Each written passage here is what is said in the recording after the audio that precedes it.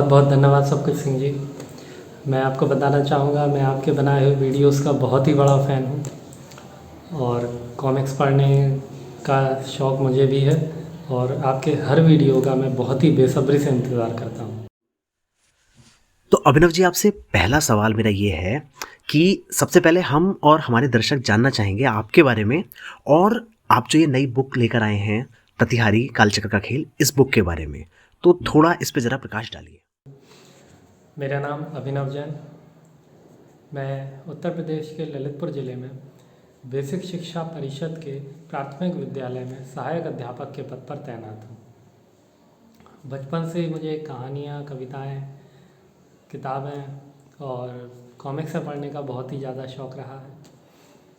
और ये मेरी किताब है प्रतिहारी कालचक्र का खेल। जैसा कि आप देख सकते हैं, ये इसका फ्रंट कवर है, ये इसका बैक कवर है, जहाँ पर डिटेल्स दी हुई हैं। ये किताब फ्लाई ड्रीम्स पब्लिकेशंस के द्वारा प्रकाशित हुई है। फ्लाई ड्रीम्स पब्लिकेशंस दुनिया भर की फैंटेसी, जादुई, हॉरर और एडवेंचर कहानियों को प्रकाशित करने वाला एक बहुत ही बड़ा पब्लिकेशन है। मैं इसके प्रकाशक मिथिलेश भाई और जयंत भाई को बहुत बहुत धन्यवाद देना चाहूँगा, जिन्होंने मुझ पर विश्वास किया और मेरी किताब को छापा। तो जैसा आपने बताया कि आप एक अध्यापक हैं और इस प्रोफेशन के साथ साथ आप कविता लिखने का शौक़ भी रखते हैं और शौकिया तौर पे आप कविता लिखते भी रहे हैं। तो एक अध्यापक और एक कविता लिखने वाला, वो भी शौकिया तौर पे, अचानक से ये प्रतिहारी का आइडिया आपके दिमाग में कैसे आया? मतलब इसमें असुरों से भरी कहानी है, काल चक्र में उलझी हुई आपने कहानी लिखी है, असुर प्रजाति, प्रेजेंट, पास्ट, फ्यूचर। तो एक अध्यापक और एक शौकिया कवि कैसे ये आइडिया लेकर आया, ये मेरा दूसरा सवाल है आपसे। जी, इसके पीछे एक बहुत ही रोचक कहानी है। तकरीबन 8 साल पहले सन 2013 में जब मैं एक प्राइवेट स्कूल में जॉब कर रहा था, तो एक रात को मैंने बहुत बड़ा सपना देखा। अगले दिन सुबह स्कूल में पहुंचकर मैं उस सपने को कागज़ों पर उतारने लगा। सोच रहा था कोई कहानी लिखूंगा, पर काम की व्यस्तता के चलते वो पन्ने मैंने अपनी डायरी में रख दिए और भूल गया। 5 साल बाद 2018 में जब मैं किसी कविता ढूंढने के लिए मैंने उस डायरी को उठाया, तो उस डायरी में मुझे वो पन्ने मिले। वो पन्ने देखते ही मैं समझ गया कि इस कहानी को लिखने का वक्त आ गया है।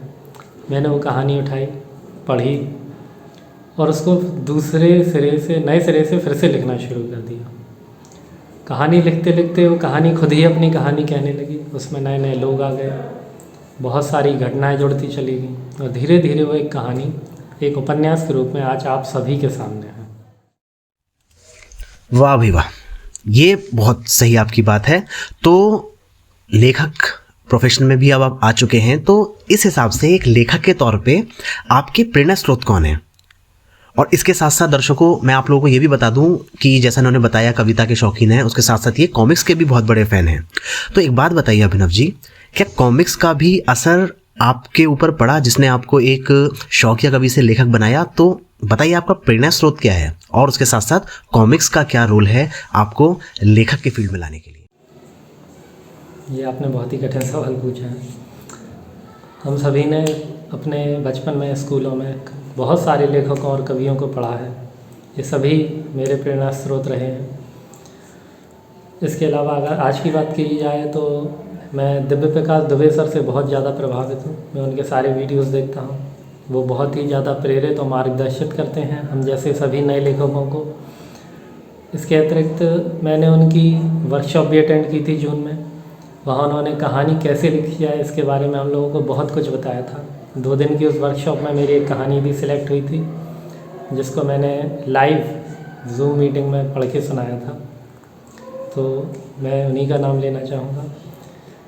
और हाँ, आप सही समझे, मैं कॉमिक्स अभी भी पढ़ता हूँ। हमेशा से ही राज कॉमिक्स का मैं बहुत बड़ा फ़ैन रहा हूँ। आपके सारे वीडियोस में देखता हूँ जो आप राज कॉमिक्स अभी जो आ रही हैं नई, उनके ऊपर बनाते हैं और बताते हैं कि ये कॉमिक्स की क्वालिटी या स्टोरी वगैरह के बारे में। तो राज कॉमिक्स का तो असर फिर होना ही था। उनकी जादुई कहानियाँ, हमारे सुपर हीरोज़ नागराज, दरोगा, ये सभी मुझे प्रेरित करते हैं कुछ नया लिखने के लिए। और अच्छी कहानियाँ लिखने के लिए। अभिनव जी, आपने अपनी इस पुस्तक, पहली पुस्तक कहें, प्रतिहारी को लिखने के लिए हिंदी भाषा को चुना है। और जैसा कि हम जानते हैं कि इंग्लिश की तरफ जाने वाले रीडर्स बहुत हैं और हिंदी रीडर्स को लेके एक इतना क्रेज़ हमें देखने को नहीं मिलता है। तो आपके अनुसार आज के दौर में हिंदी साहित्य का स्थान क्या है, और अगर हम चाहें इसको बढ़ावा देना तो इसके प्रोत्साहन के लिए क्या क्या कदम हम as a writer, as a reader उठा सकते हैं? तो थोड़ा इस पे आप ज़रा प्रकाश डालिए। जी बिल्कुल। देखिए, हिंदी साहित्य का स्थान हमारे भारतवर्ष में बहुत ही महत्वपूर्ण रहा है।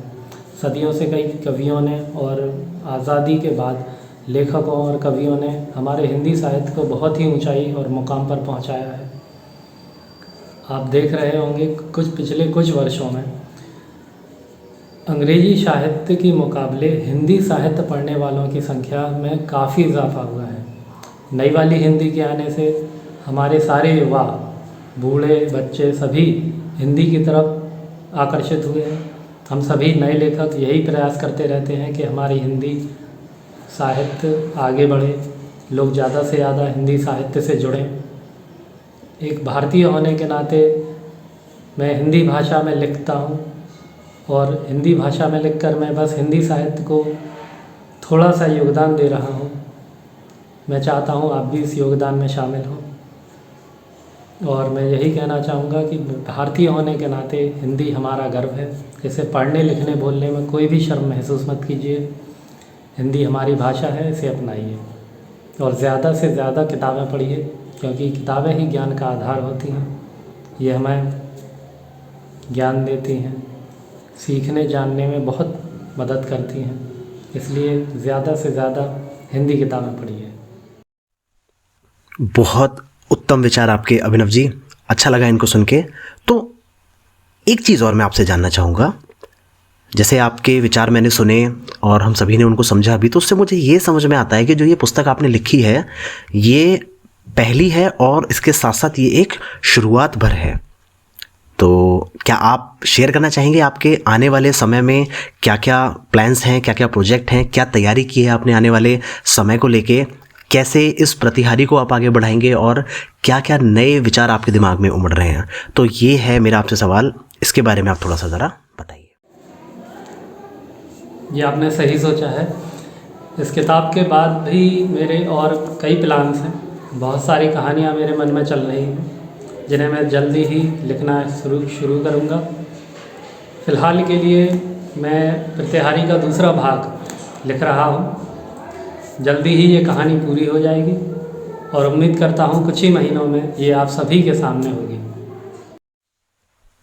अभिनव जी, आपसे छठा और अंतिम प्रश्न मेरा रहेगा इस इंटरव्यू के लिए कि आप हमारे दर्शकों को और अपने भावी रीडर्स को क्या मैसेज देना चाहेंगे, जो आपकी बुक से रिलेटेड भी है और उसके साथ साथ जैसा हमने डिस्कस किया था हिंदी भाषा के प्रोत्साहन के लिए भी। तो क्या मैसेज आप हिंदी रीडर्स को और इंडियन रीडर्स को देना चाहेंगे? कृपया वो मैसेज दें। जी, मैं अपने सभी दर्शकों से अनुरोध करना चाहूँगा कि ज़्यादा से ज़्यादा हिंदी किताबें पढ़ें। हिंदी में भी सभी विधाओं में कहानियाँ, उपन्यास, लेख, कविताएं प्रकाशित हो रहे हैं। यदि आपको एडवेंचर, हॉरर, फैंटेसी में दिलचस्पी है तो आप फ्लाइटलिम्स पब्लिकेशंस की किताबें पढ़ सकते हैं।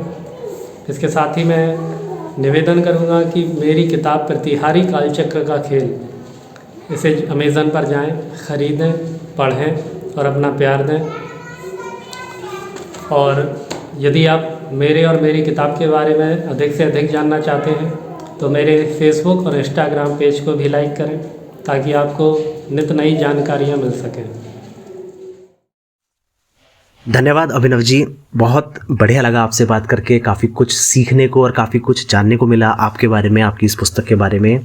तो दोस्तों, आपको ये इंटरव्यू कैसा लगा और आप कितने एक्साइटेड हैं इस नई पुस्तक प्रतिहारी के लिए, कमेंट सेक्शन में हमको बताइए। और इसके साथ साथ वीडियो अगर पसंद आया है तो इसको लाइक करिए और लाइक करने के साथ साथ अपनी पुस्तक को भी परचेज़ कीजिए। अमेज़ॉन पे ये उपलब्ध है और बहुत एक न्यूनतम कीमत पे आपको मिलेगी, एक बहुत अच्छा रीडिंग एक्सपीरियंस देगी। तो अपनी पुस्तक परचेज़ कीजिए, और अगर आपने पढ़ ली है तो उसका रिव्यू भी हमारे कमेंट सेक्शन में शेयर कीजिए, और उसके साथ साथ चैनल को सब्सक्राइब करना बिल्कुल मत भूलिएगा।